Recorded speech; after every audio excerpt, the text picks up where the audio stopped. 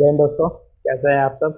तो आज ये हम लोग का जो है ये थर्ड जो है वीडियो होने वाला है रिगार्डिंग प्रीवियस ईयर जो भी क्वेश्चन पूछा गया है वो भी मैं इंपॉर्टेंट क्वेश्चन रिगार्डिंग उसे करवा रहा हूँ, है ना। जो भी मेरे समझ से जो इम्पोर्टेंट है, न्यूमेरिकल भी कुछ करवा रहा हूँ, कुछ आपका जो है वहाँ पे थ्योरी क्वेश्चंस भी यहाँ पे है और उसकी रिगार्डिंग जितने भी मतलब क्वेश्चंस बन सकते हैं उसी क्वेश्चन के रिगार्डिंग मैं सभी चीज़ें आपको क्लियर करने वाला हूँ।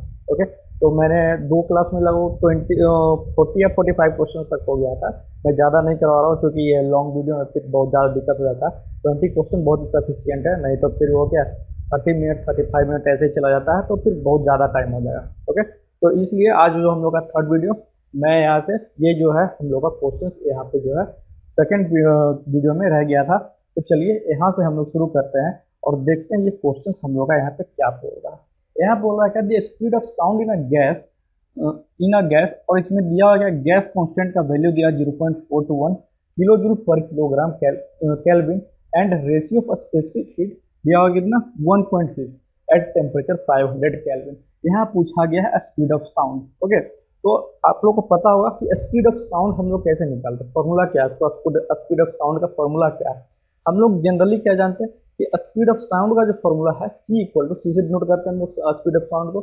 सी इक्वल टू हम लोग क्या जानते हैं, under root D P upon D rho, यही हम लोग जानते हैं, है ना। प्रेशर टू डेंसिटी का जो अंडर रूट में हम लोग का जो रेशियो आता है वही हम लोग क्या होता है स्पीड ऑफ साउंड। लेकिन अगर इसके रिगार्डिंग में अगर बात करूँ तो हम लोग कुछ भी गिवन नहीं दिया, ना ही तो प्रेशर है ना ही डेंसिटी है, इसलिए हम लोग को जो भी इसका जो लेना पड़ेगा हम लोग का इक्वेशन, वो हम लोग को लेना पड़ेगा आपका गैस कांस्टेंट का रेशियो में। ओके, जैसे यहाँ पे क्या है, ये आर का वैल्यू दिया हुआ, ये स्पेसिफिक हीट, ये गामा का वैल्यू दिया हुआ। ओके, या तो एन का वैल्यू बोल सकते हैं, है ना, एन अगर मैं लिख दूँ तो ठीक। तो यहाँ पे उस वैल्यू में लेना पड़ेगा और टेम्परेचर दिया हुआ यहाँ पे, तो ये इसके इक्वल टू और क्या होता है हम लोग गैस कांस्टेंट के रिगार्डिंग करेंगे तो एनआरटी होता है, अंडर रूट एनआरटी।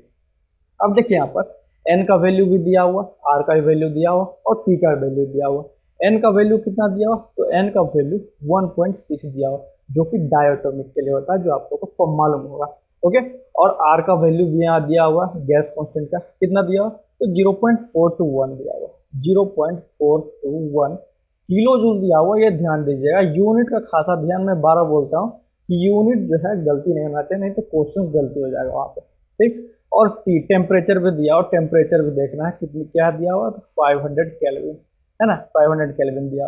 लेकिन अब अगर मैं यहाँ बोलूँ कि ये जो है हम लोग गैस कांस्टेंट, ये किलो जूल में, इसको जो है इसका यूनिट क्या होता है, जूल पर किलोग्राम केल्विन। तो 1 किलो जूल बराबर कितना हो जाएगा, 1000। तो 1000 यहाँ जब मल्टीप्लाई हो जाएगा तो इसको हम लोग डायरेक्ट क्या लिख सकते हैं, 421 जूल पर किलोग्राम केल्विन, ये हो जाएगा। यहाँ तक कोई दिक्कत नहीं। ओके, अब क्या करना, सिर्फ जो हम लोग क्या करेंगे वैल्यू अगर पुट कर देंगे, जो हम लोग क्या हो जाएगा, हम लोग का जो है रिजल्ट वहां पर निकल करके आ जाएगा। अंडर रूट क्या हो जाएगा, एन का वैल्यू 1.6, आर का वैल्यू 421, ओके, इंटू और टेम्परेचर का वैल्यू 500। ओके, कैलकुलेट कीजिएगा इसे, इसे आप लोग कैलकुलेट कीजिएगा, लगभग जो है हम लोग का वो कितना आएगा, दैट इज 592 और क्या आएगा metre per second, speed of sound metre per second, D number जो हम लोग करेक्ट है ना। तो कुछ नहीं करना था, ये चीज सभी लोग जानते हैं, ये चीज C equal to under root DP upon D rho सभी लोग जानते हैं। लेकिन ये क्वेश्चन मैंने इसलिए डाला चूंकि हम लोग गैस कांस्टेंट के रिगार्डिंग ये जो हम लोग का स्पीड ऑफ हम लोग का साउंड पूछा गया है, इसलिए मैं यहाँ पर ये क्वेश्चन यहाँ पर लेकर के आया। ओके, तो आज के बाद यहाँ पर ध्यान रखिएगा। नेक्स्ट क्वेश्चन आइए, नेक्स्ट क्वेश्चन क्या बोल रहा है देखिए, for the stability of floating body under the influence of gravity alone which of the following statement is true.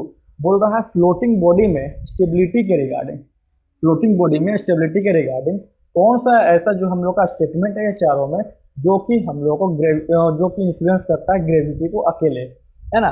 और रिगार्डिंग क्या है स्टेबिलिटी, अगर बोले फ्लोटिंग बॉडी में, अगर हम आप लोग को ध्यान होगा कि अगर फ्लोटिंग बॉडी में बोलेगा, फ्लोटिंग बॉडी में अगर बोलता है स्टेबिलिटी के लिए तो भाई मेटा सेंटर और सेंटर ऑफ ग्रेविटी की बात हम लोग करते हैं, समझ रहे हैं, ठीक। तो और जो ऑप्शन है उसी के रिगार्डिंग सब दिया, Meta centre Meta centre Meta centre Meta centre.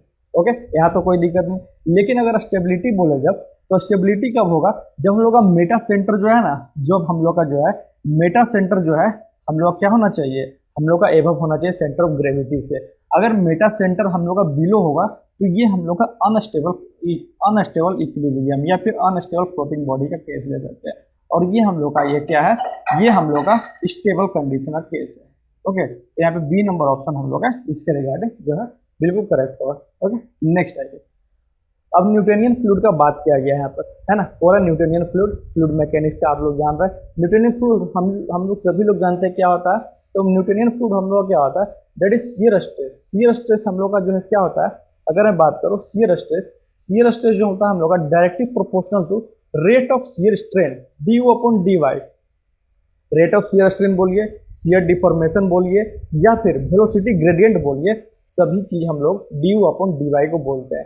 तो ये हम लोग का क्या है, ये हम लोग का न्यूटोनियन फ्लूइड का होता है, जो कि शियर स्ट्रेस जो है हम लोग का डायरेक्टली प्रोपोर्शनल टू, और ये इक्वेशन फॉलो करेगा उसको हम लोग क्या कहते हैं, न्यूटोनियन फ्लूइड कहते हैं। अगर यही प्रोपोर्शनलिटी जब हम लोग हटा करके यहाँ पर क्या करते हैं, म्यू लाते हैं, D upon D Y, D U upon D Y, जिसको हम लोग म्यू को क्या कहते हैं, that is coefficient of viscosity, है ना। कोफिशिएंट ऑफ विस्कोसिटी हम लोग म्यू को कहते हैं यहाँ पर। तो यहाँ पे पूछा गया कि न्यूटोनियन फ्लूइड के लिए यहाँ पे जो है कौन सा स्टेटमेंट हम लोग करेक्ट होगा। पहले ये देख लेते, उसके बाद और कुछ और इसमें जो है कुछ है और मैं बताऊंगा, ठीक। तो न्यूटोनियन फ्लूइड के रिगार्डिंग अभी जस्ट मैंने बोला कि जो भी हम लोग का शियर स्ट्रेस है वो किसके प्रोपोर्शनल होगा हम लोग का, तो हम लोग का प्रोपोर्शनल होगा वेलोसिटी ग्रेडियंट बोलिए, या फिर रेट ऑफ शियर स्ट्रेन बोल लीजिए, या फिर डिफॉर्मेशन ऑफ शियर स्ट्रेन बोल लीजिए। तो shear stress is directly proportional to rate of shear strain. C number हम लोग का बिल्कुल करेक्ट ऑप्शन है, ठीक। इसके रिगार्डिंग एक ग्राफ है ना, जो सभी लोग आप लोग जानते हैं, लेकिन एक बार फिर से मैं यहाँ पे बताना चाहता हूँ। देखिए ये ग्राफ किसका किसका है, तो हम लोग का शियर स्ट्रेस और वेलोसिटी ग्रेडियंट का है, डी अपॉन डी वाई, या फिर रेट ऑफ शियर स्ट्रेन का बोल लीजिए, ठीक। ये क्या ग्राफ होता है, एक तो ये क्या दर्शाता है हम लोग का, तो ये दर्शाता है हम लोग का, ये हम लोग का है न्यूटोनियन फ्लूइड। ये क्या है, ये ग्राफ जो है न्यूटोनियन फ्लूइड का है। तो जो हम लोग का क्या बोला मैं, जो हम लोग का ये इक्वेशन जो हम लोग का सेटिस्फाई करेगा उसको क्या बोलेंगे, न्यूटोनियन फ्लूइड। दूसरा अगर मैं बोलूँ, दूसरा ये क्या है, ये हम लोग का नॉन न्यूटोनियन फ्लूइड का ग्राफ है ना। और क्या बोलो, और एक होता है ये हम लोग का आइडल प्लास्टिक फ्लूइड ग्राफ है ना। सभी चीज मैं यहाँ पे लिख दे रहा हूँ। ये हम लोग क्या हो गया, ये नॉन न्यूटोनियन फ्लूइड, ये नॉन न्यूटोनियन फ्लूइड, ओके। और ये क्या हो गया, ये आइडियल प्लास्टिक फ्लूइड, या फिर बोल सकते हैं कि Newtonian plastic fluid, okay, Newtonian plastic fluid. तो ये तीन चीज ये ग्राफ के रिगार्डिंग है ना, जो मैं सोच रहा था बताने के लिए, वो मैं यहाँ पे क्लियर कर देता हूँ। चलिए next question, which non dimensional number relates to thermal boundary layer and hydrodynamic boundary layer. एक क्वेश्चन बहुत ही बढ़िया, नॉन डायमेंशनल नंबर के बारे में सभी लोग आप लोग जानते हैं, ठीक। लेकिन यहाँ पे जो दिया हुआ वो बहुत कम ही लोग जानते हैं। क्या दिया हुआ है, Rayleigh number, Peclet number, Grashof number, Prandtl number. हम लोग क्या जानते हैं, रेनॉल्ड नंबर जानते हैं, है ना, रेनॉल्ड्स नंबर हम लोग जानते हैं, है ना। और क्या जानते हैं हम लोग, मैक नंबर जानते हैं। ये सब जो है हम लोग क्या है, नॉन डायमेंशनल नंबर है। यहाँ पर जो क्वेश्चन पूछा गया है क्या, कि वैसा नॉन डायमेंशनल नंबर बताइए जो थर्मल बाउंड्री लेयर और हाइड्रोडायनेमिक बाउंड्री लेयर को हम लोग का डिफाइन करता है या फिर रिलेट करता है उससे। तो पहला अगर मैं बात करूँ रेली नंबर, या फिर अगर मैं इसके आंसर पे जाऊं तो ये आंसर हम लोग का जो है, इसका आंसर हम लोग का होगा क्या, प्रेडल्ट नंबर, वो हम लोग, ये हम लोग करेक्ट आंसर, प्रेडल्ट नंबर जो हम लोग का यहाँ पर करेक्ट ऑप्शन है। लेकिन अगर मैं बोलूँ यहाँ पर प्रेडल्ट नंबर क्या होता है, प्रेडल्ट नंबर अगर कोई बताइए, है ना, कमेंट बॉक्स में बताइए कि प्रेडल्ट नंबर क्या होता है। बहुत लोग नहीं जानते हैं। या फिर मैं बोल दूं रिले नंबर क्या होता है, नसेल्ट नंबर भी आता है। नसेल्ट नंबर थोड़ा ज्यादा इंपॉर्टेंट है। अगर मैं बोलूँ नसेल्ट नंबर, NU से डिनोट करते हैं, तो conductive to convective heat transfer, है ना, उसको हम लोग क्या कहते हैं, तो उसको हम लोग कहते हैं नसेल्ट नंबर। क्या बोल रहा हूं मैं, convective to conductive heat transfer, convective heat transfer to conductive heat transfer. ये क्वेश्चन बहुत बार पूछा गया, इसीलिए मैं बता रहा हूं, ठीक। Convective heat transfer to conductive heat transfer का रेशियो हम लोग क्या बोलते हैं, दैट इज हम लोग का नसेल्ट नंबर होता है। यहाँ पर प्रेडल्ट नंबर बताइए क्या होता है, पर जो यहाँ पर दिया गया प्रेडल्ट नंबर, P से मैं डिनोट कर दे रहा हूँ, कोई दिक्कत नहीं। प्रेडल्ट नंबर बताइए किसका रेशियो है। तो प्रेडल्ट नंबर जो हम लोग का वो किसका रेशियो होता है, तो ध्यान दीजिएगा, advective transport rate to advective transport rate to किसका, तो डिफ्यूजिव ट्रांसपोर्ट रेट का, ये हम लोग का रेशियो है। ओके, रिजल्ट नंबर अगर कोई पूछे अगर एग्जाम में तो क्या होता है, advective transport rate to diffusive transport rate का रेशियो है। और ये most important from examination point of view, ये पूछता है कि convective to conductive heat transfer का रेशियो हम लोग का किसको डिनोट करता है, तो नसेल्ट नंबर। और रेनॉल्ड्स नंबर हम लोग सभी लोग जानते हैं, इनर्शिया टू विस्कस फोर्स वो रेनॉल्ड नंबर है हम लोग का। Rho V L upon mu वो फॉर्मूला भी है, वो अभी बहुत सारा वो सब भी क्वेश्चन आएगा नॉन डायमेंशन नंबर के रिगार्डिंग, तो उसमें मैं उसको बता दूंगा। ओके, नेक्स्ट क्वेश्चन आइए, स्टेडी फ्लो ऑकर्स व्हेन, ये क्वेश्चन तो अब ये सब क्वेश्चन गलत कीजिएगा तो फिर आप लोग जान सकते हैं कि सिलेक्शन कहाँ पे आप लोग का रुकने वाला है। ओके, तो इसलिए ये सब क्वेश्चंस एकदम नहीं, मतलब गलती नहीं करना, और ये सब में मैं टाइम भी नहीं देने वाला। ओके, तो स्टडी फ्लो ऑकर्स व्हेन क्या हो जाएगा, जहां पे हम लोग क्या है, प्रॉपर्टी जो है टाइम के हिसाब से चेंज नहीं करता है, that is what B number option, property do not change with time. और अनस्टडी क्या होता है कि प्रॉपर्टी चेंज होगा विद रिस्पेक्ट टू टाइम होगा। ठीक है, नेक्स्ट क्वेश्चन की ओर बढ़ते हैं। चलिए फिर से एक थोड़ा छोटा क्वेश्चन, न्यूमेरिकल क्वेश्चन पे थोड़ा ज्यादा जोर दीजिए, आजकल जो है ज्यादा पूछा जा रहा है ये सब, है ना, छोटा छोटा न्यूमेरिकल, और उससे क्या कंसेप्ट भी क्लियर होगा आपका। चलिए तो देखते हैं, a solid shaft into withstand a bending moment 3 kN, bending moment दिया हुआ कितना, 3 kN दिया हुआ, and a torque 4 kN, torque भी दिया हुआ, together the maximum torque that can be applied. Maximum torque पूछा है, मैक्सिमम बेंडिंग मोमेंट नहीं पूछा, ये ध्यान देना है ना। ये क्या है, यहाँ पर मैक्सिमम बेंडिंग मोमेंट निकलेगा तो उसका भी आंसर दिया हुआ है, और यहाँ पर जो है बच्चे गलत करते हैं यहाँ पर। ठीक, तो यहाँ पर मैं पहले बताता हूँ दोनों का जो है, इस दोनों का जो है हम लोग का फॉर्मूला क्या होता है, मैक्सिमम टॉर्क का और मैक्सिमम बेंडिंग मोमेंट का हम लोग का फॉर्मूला क्या होता है। देखिए, तो ये हम लोग का जो है, अगर मैं बेंडिंग मोमेंट के रिगार्डिंग बोलूँ तो इक्विवेलेंट बेंडिंग मोमेंट जो होता है हम लोग का, इक्विवेलेंट बेंडिंग मोमेंट और टॉर्क के रिगार्डिंग, है ना, क्या होता है, m plus under root m square plus T square, यही होता है, ये और कुछ होता है, यही होता है हम लोग का, ये होता है हम लोग का, बोल सकते हैं बेंडिंग मोमेंट, है ना। लेकिन टॉर्क यहाँ पे पूछा है, इक्विवेलेंट टॉर्क हम लोग क्या आ जाएगा, under root m square plus T square, ये क्या होता है, तो ये हम लोग का जो है, हम लोग का मैक्सिमम टॉर्क यहाँ से निकल करके आएगा। तो बेंडिंग मोमेंट दिया हुआ, टॉर्क भी दिया हुआ, दोनों का वैल्यू पुट कर दीजिए, तो क्या हो जाएगा, अंडर रूट मोमेंट कितना दिया हुआ, तो 3, है ना, 3 का स्क्वायर हो जाएगा, टॉर्क कितना दिया हुआ, तो 4 दिया हुआ, है ना, तो 4 स्क्वायर हो जाएगा, कैलकुलेट कर लीजिए, 3 3 जा 9 प्लस 4 4 जा 16, कितना हो जाएगा, under root 25 equal to 5 kilo newton metre, 5 kilo newton metre, that is A number हम लोग का आंसर करेक्ट है। ठीक, तो इस तरीके से जो है सभी चीज, अब यहाँ पे अगर मोमेंट मैक्सिमम बेंडिंग मोमेंट पूछता है तो हम लोग ये जो है ये इक्वेशन हम लोग यहाँ पर लगाते हैं। ओके, सॉरी यहाँ पर जो है हाफ यहाँ पे रह गया है, ओके, हाफ होता है ना, मुझे कुछ लग ही रहा था, है ना, वो थोड़ा करेक्शन कर लीजिएगा, half into m plus under root m square plus T square. Okay, बड़े नेक्स्ट क्वेश्चन की ओर, है ना, क्वेश्चन बहुत बेहतरीन है, मजा आएगा, जैसे जैसे हम लोग का जो है क्लास बनेगा वैसे जैसे क्वेश्चन जो है आपका जो है थोड़ा जो है एक लेवल अप आने वाला। एक क्वेश्चन और यहाँ पे न्यूमेरिकल, है ना, बहुत बढ़िया क्वेश्चन। यहाँ पर देखिए क्या बोला, मेटल प्लेट है जो सरफेस एरिया 2 मीटर स्क्वायर, है ना, सरफेस एरिया दिया हुआ ए इक्वल टू दिया हुआ क्या, 2 मीटर स्क्वायर, ए क्या दिया हुआ 2 मीटर स्क्वायर, थिकनेस भी दिया हुआ 10 mm, थर्मल कंडक्टिविटी भी दिया 200 वाट पर मीटर केल्विन, तो what is thermal resistance of the plate, है ना, सभी कुछ दिया हुआ, पूछा क्या गया, thermal resistance of the plate क्या हुआ। चलिए बताइए thermal resistance of the plate का,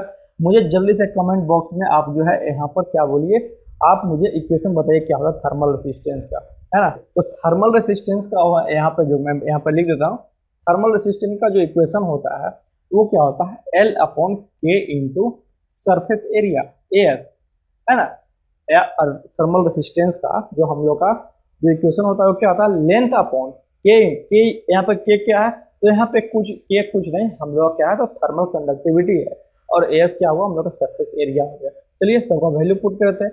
L देखिए, L हम लोग कितना दिया हुआ, लेंथ हम लोग कितना दिया हुआ, या फिर तो बोल सकते थिकनेस कितना दिया, दैट इज 10 mm, है ना। तो 10 mm दिया हुआ, इसको पहले मीटर में तो कन्वर्ट कर लेंगे, यूनिट में बार बार बोलता हूँ, खासा ध्यान रखना। ओके, थर्मल कंडक्टिविटी कितना दिया, दैट इज 200, इसको तो चेंज करने की कोई जरूरत ही नहीं है, सरफेस एरिया मीटर में है, कोई जरूरत नहीं है चेंज करने का। ओके, इसको जो है कैलकुलेट कीजिएगा, इसका कैलकुलेट करना जो है आपका काम है। जो आंसर हम लोग आने वाला वो क्या है, दैट इज 2.5 इंटू 10⁻⁻5 और क्या हो जाएगा केल्विन पर वाट, है ना, केल्विन पर वाट, किलो पर वाट। ओके, तो ये हम लोग क्या आ जाएगा, डी नंबर ऑप्शन हम लोग करेक्ट हो जाएगा, है ना। ऐसे भी देख रहे हैं -3 पहले से, एक यहाँ पे आ जाएगा, एक जीरो और ऊपर चला जाएगा। ओके, तो 10⁻⁵ क्योंकि यहाँ पे हम लोग ने पॉइंट यहाँ पे लगा, ठीक। तो ये हम लोग डी नंबर ऑप्शन यहाँ पे करेक्ट हुआ, है ना। तो क्वेश्चन जो है कैसे आता है आप लोग देख रहे हैं, है ना। बहुत लोग ये जानते ही नहीं कि थर्मल रेसिस्टेंस क्या है, प्लेट के रिगार्डिंग हम लोग का फॉर्मूला क्या होता है, तो बनाए कैसे, है ना। तो ये सब चीज आप लोगों को ध्यान देना है और सेट प्रैक्टिस जरूर कीजिए, है ना, सेट प्रैक्टिस जरूर कीजिए। आप ही लोग के लिए स्पेशली जो है मेरे वेबसाइट पे अभी अवेलेबल है 2pif.in, 2pif.in पर जाइए, लॉग इन कीजिए 2pif.in पे। ओके, और यहाँ जो है सिर्फ 99 में अभी आपको 30 डेज के लिए आपको स्टील सेल का जितना भी हम लोग का मॉक टेस्ट है अभी अवेलेबल है ना। 90 प्लस सेट अभी अवेलेबल है, 30 क्वेश्चन का वहाँ पे बहुत बढ़िया बढ़िया क्वेश्चन वहाँ पे प्रिपरेशन के लिए आप लोग का बहुत बढ़िया रहेगा। ओके, चलिए नेक्स्ट क्वेश्चन आइए। नेक्स्ट क्वेश्चन पूछा क्या गया कि as the temperature increases thermal conductivity of a gas. अब बताइए, ये क्वेश्चन ये सब थ्योरी क्वेश्चन है, मैं बराबर बोल रहा हूँ, कुछ थ्योरी क्वेश्चन और कुछ न्यूमेरिकल क्वेश्चन मैं मिक्स करके, नहीं तो फिर वो क्या मजा नहीं आएगा, मैं नेक्स्ट करते जाऊंगा। ओके, तो यहाँ पे क्या है, जैसे जैसे हम लोग का टेम्परेचर बढ़ता है ना, जैसे जैसे हम लोग का टेम्परेचर बढ़ेगा उसी हिसाब से क्या होता है, हम लोग का जो थर्मल कंडक्टिविटी भी बढ़ता है, ठीक। तो ए नंबर ऑप्शन यहाँ पर करेक्ट है। आइए next question, the major loss in CI में, बहुत बढ़िया क्वेश्चन है, क्वेश्चन बहुत बढ़िया है अगर मुझसे पूछिएगा तो, है ना। पूछा क्या गया है, कंप्रेस्ड इग्निशन इंजन में मेजर लॉस क्या है। कंप्रेस्ड इग्निशन इंजन कहने का मतलब है कि डीजल इंजन। ओके, तो कंप्रेस्ड इग्निशन में हम लोग का जो मेजर लॉस है वो क्या, या पंपिंग लॉस है, या रबिंग फ्रिक्शन लॉस है, या डायरेक्ट हीट लॉस है, या फिर loss due to incomplete combustion है। तो कोई भी इंजन में अगर बात किया जाए, है ना, जब तक हम लोग क्या होगा, फ्यूल जलेगा नहीं, जबकि यहाँ डीजल का बात कर रहे हैं, तो डीजल जब तक जलेगा नहीं तब तक हम लोग का एक्सपेंशन बढ़िया से हो नहीं पाएगा। तो वो हम लोग क्या हो जाएगा वहाँ पे कि हम लोग का जो इनकम्प्लीट कंबशन हो रहा है ना, वो हम लोग का ज़्यादा मेजर लॉस है वहाँ पर, है ना, उसको हम लोग का रेक्टिफाई करने का ज़्यादा जरूरत है। तो हम लोग का डी नंबर हम लोग loss due to incomplete combustion, D number option यहाँ पे करेक्ट होने वाला है। नेक्स्ट आइए, ये भी हम लोग का डीजल साइकिल से regarded, the exhaust process in auto and diesel cycle is replaced with a constant volume process, है ना। अब क्या बोला गया यहाँ पर कि बोला क्या, एग्जॉस्ट प्रोसेस जो होता है किसमें ऑटो और डीजल साइकिल दोनों में, और अगर रिप्लेस कर दिया कांस्टेंट वॉल्यूम प्रेशर से, है ना, तो क्या होगा हम लोग का, है ना। तो यहाँ पे क्या होगा, चलिए देखते हैं। अगर मैं बोलूँ पहले, अगर मैं यहाँ पे बनाता हूँ ये पीवी डायग्राम, दो का मैं बनाता हूँ, ये बताइए किसका है, ये पीवी डायग्राम किसका है ना, और ये पीवी डायग्राम किसका है। ये सब जो है, ये सब पीवी डायग्राम जो है और टीएस डायग्राम, है ना, कभी भी भूलना नहीं है, नहीं तो क्या होगा वहां पे जो है आप लोग मार खाएंगे, है ना। चलिए, ये है प्रोसेस 1 2 3 4, इसी हिसाब से लिखेंगे, नहीं तो क्या होगा आप लोग जो है फॉर्मूला गलत लिखेंगे, फिर नहीं तो 1 2 3 4 1 2 3 4। ये किसके लिए है, तो ये हम लोग का जो है ऑटो साइकिल के लिए है, और ये किसके लिए है, तो ये डीजल साइकिल के लिए, ये डीजल साइकिल के लिए। यहाँ पर देख रहे हैं, अब बहुत लोग को ये नहीं पता है कि इसमें जो है कहाँ से हम लोग का कंप्रेशन होता है, कहाँ हम लोग सक्शन होता है, कंप्रेशन होता है, कहाँ हम लोग कंबसन होता है, फिर हम लोग एक्सपेंशन होता है, और एग्जॉस्ट कहाँ पे होता है। ओके, यहाँ पे हम लोग क्या है 4 to 1 हम लोग का एग्जॉस्ट है। 4 to 1 क्या होता है हम लोग का, तो एग्जॉस्ट प्रोसेस है, ये एग्जॉस्ट प्रोसेस, है ना। और दोनों में देख रहे हो आप लोग, एग्जॉस्ट प्रोसेस जो है कांस्टेंट वॉल्यूम में हो रहा है। तो वही चीज बोला गया यहाँ पे कि कांस्टेंट वॉल्यूम प्रोसेस को अगर रिप्लेस कर दिया जाए, है ना, कांस्टेंट वॉल्यूम प्रोसेस को अगर एक जो exhaust process constant volume process के रिगार्डिंग अगर होता है, अगर उसको रिप्लेस कर दिया है ऑटो और डीजल साइकिल में, तो हम लोग क्या होगा, है ना। देखिए ऑप्शन क्या है, to stimulate the zero work of actual exhaust process, या to stimulate the zero heat transfer of actual process, या to store the air of its original to its original state, या to ensure that the first law is satisfied, है ना।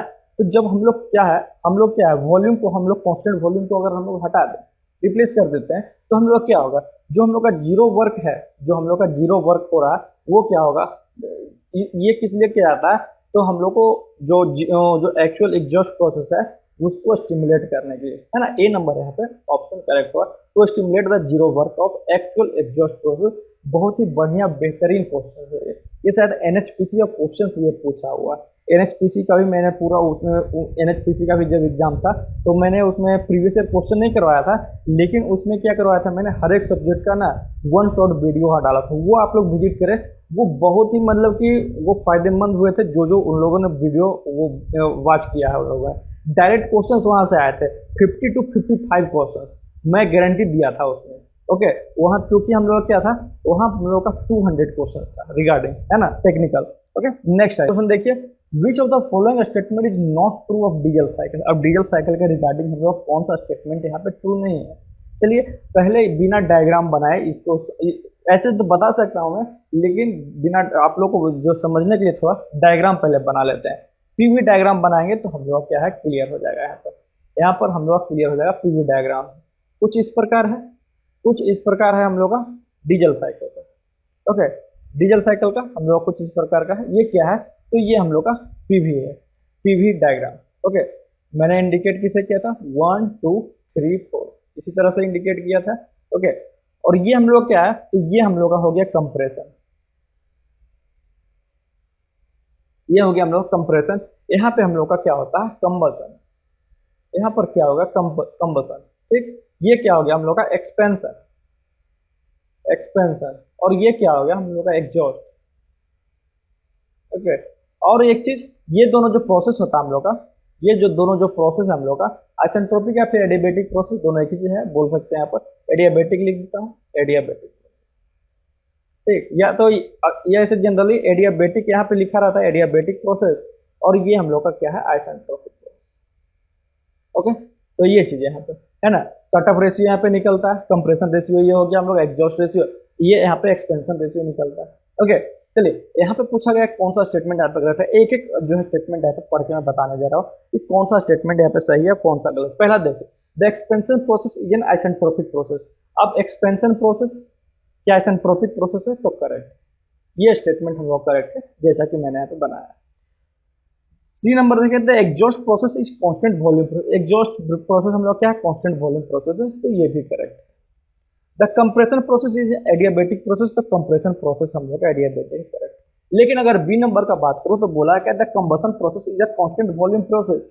Combustion process क्या constant volume pressure नहीं है, ये हम लोग कांस्टेंट प्रेशर प्रोसेस है। क्या है, ये हम लोग कांस्टेंट प्रेशर प्रोसेस है, तो ये हम लोग का जो है बी नंबर ऑप्शन हम लोग गलत है रिगार्डिंग टू डीजल साइकिल।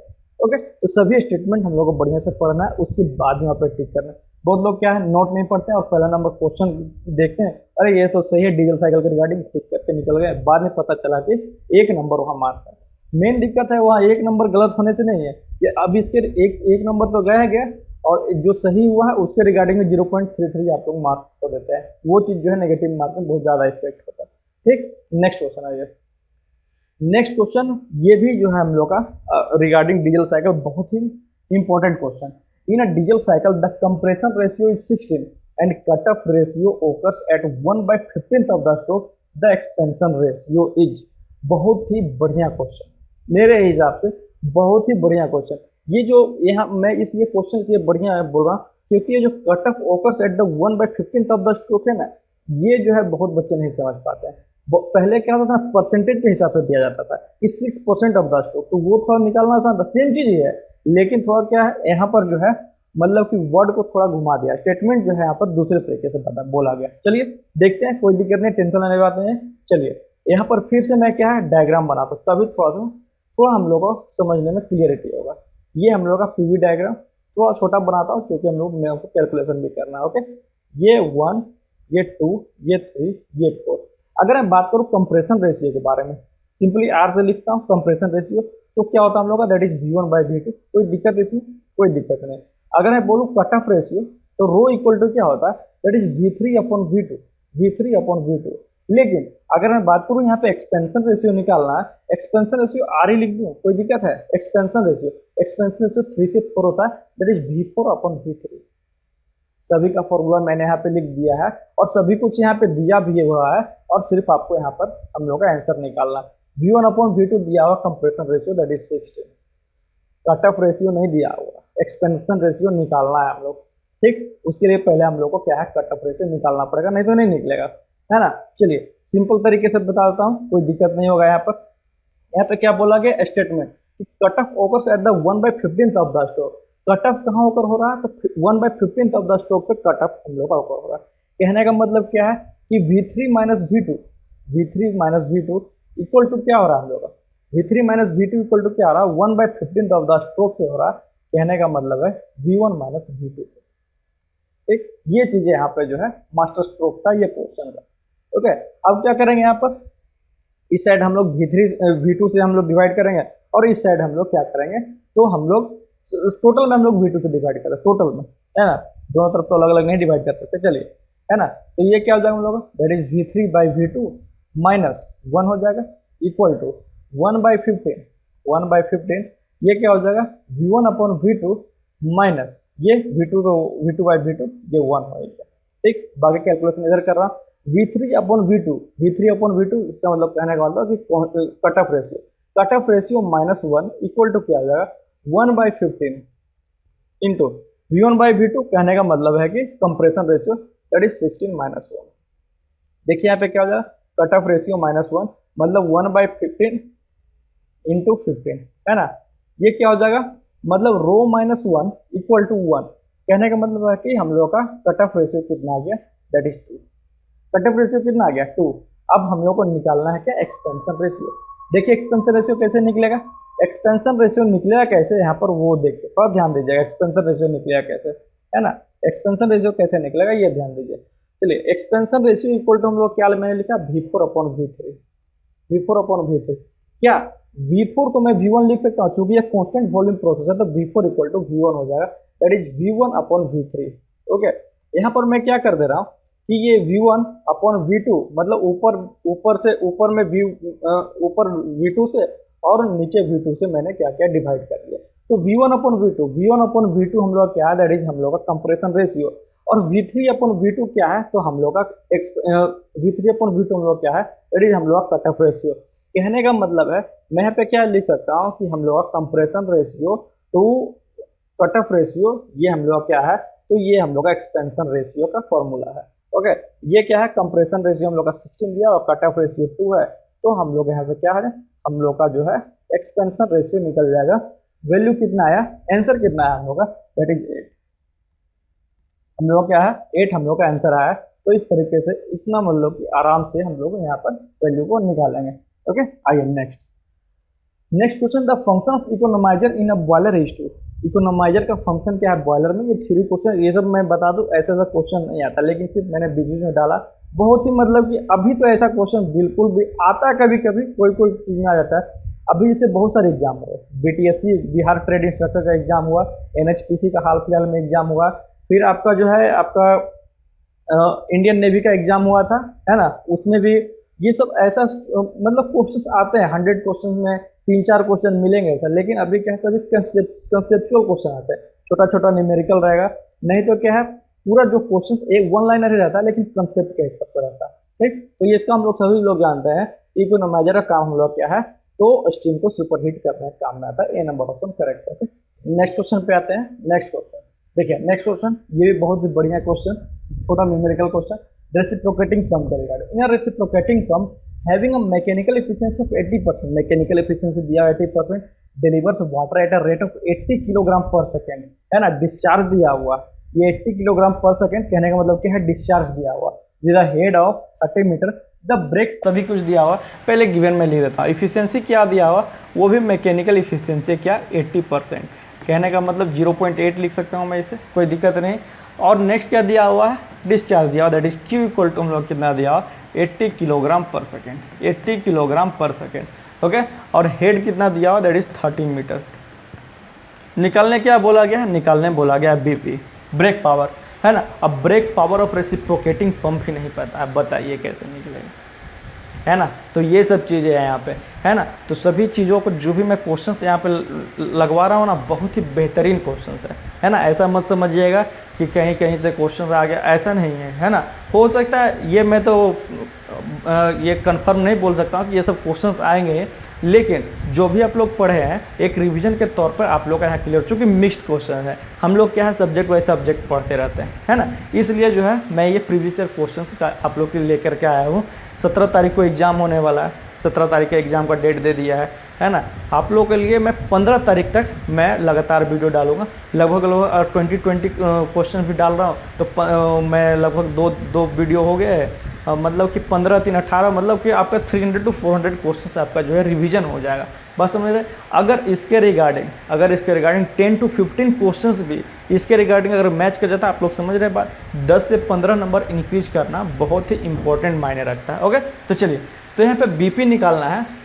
तो बीपी यहाँ पे कैसे निकलेगा, है ना, यहाँ पर ब्रेक पावर कैसे निकलेगा यहाँ पर वो चलिए। तो बीपी का जो हम लोग का फॉर्मूला होता है, जो ही ब्रेक पावर का हम लोग का जो फॉर्मूला होता है वो क्या होता है, तो ब्रेक पावर का जो मैंने जैसे याद रखा थोड़ा सिंपल तरीके से, रो जी एच, मैंने इसी तरह से याद रखा है ना। अगर मुझे पूछेगा रो जी एच ना याद करने में बढ़िया है, क्योंकि रो जी एच किसका फॉर्मूला है, जरा हमें मुझे कमेंट बॉक्स में बताइएगा, ठीक।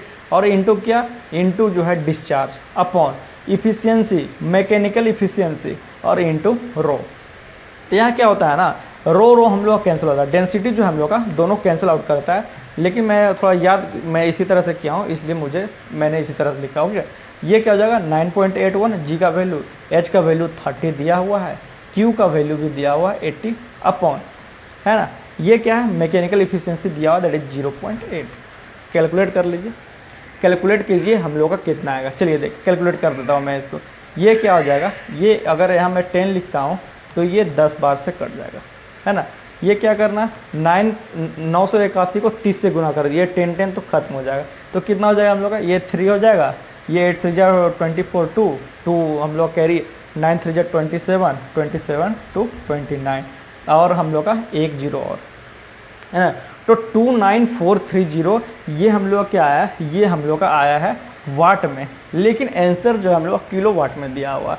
तो वाट को किलो वाट में चेंज करने के लिए क्या करेंगे, 1000 से हम लोग डिवाइड कर रहे हैं, दैट इज 29.4 लगभग दैट इज किलो वाट। देख लीजिए किसमें, first number option 29.4 kilo watt हम लोग का ये आंसर करेक्ट है, ठीक। तो इस तरीके से जो है क्वेश्चंस बढ़िया है ना। हम लोग जानते हैं कि कैलकुलेटर नहीं प्रोवाइडेड रहता, इसलिए जो है न्यूमेरिकल वैसे ही पूछेगा जो कि कैलकुलेशन आप कर सकते हैं। कुछ में कैलकुलेशन थोड़ा सा टफ होता है, लेकिन अगर क्या है जो मैथ बना रहे हैं, है ना, तो वो आपको जो है यहाँ पे कैलकुलेशन करना आसान हो जाएगा।